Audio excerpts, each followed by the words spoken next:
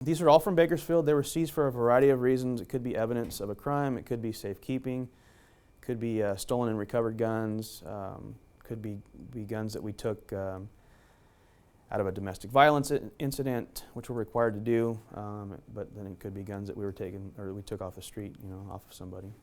And I wanted to show a few things, like the size of this gun. I mean, it's very easily concealable. You can see the camera probably can't even see it because it's so small, but very deadly gun, very popular because it's so small and concealable. People can put it in their pockets and use it for the wrong reasons. Is that deadly? Very deadly. I mean, you can walk right up to somebody and potentially shoot them in the head at point blank range.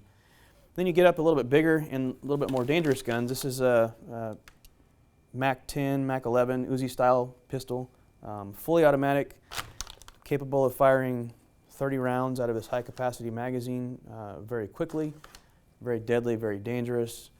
We don't run across those very often, fortunately, but in the recent past I think we've had 3 or 4 that we've seized, a couple out of probation searches and then one out of a pursuit that was actually thrown out of the vehicle by some gang members who were in rival gang territory. This looks heavy though. It's very heavy. I mean, you can hold on a second, let him move again. Good? Okay. Yeah. Very heavy. Yeah, you can pick it up and then you can imagine, when it's loaded with all the bullets, that's even heavier.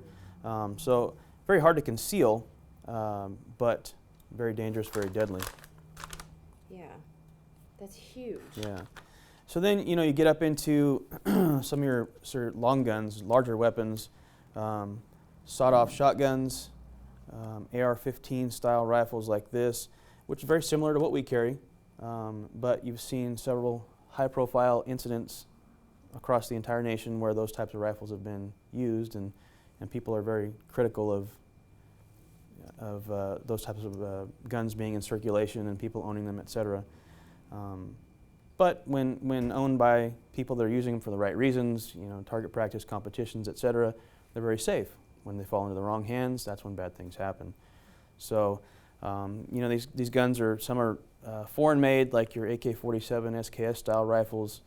I think we saw one of those used like in the North Hollywood bank shootout, and law enforcement learned a lot out of that shootout. They learned that they were underpowered when it came to firearms.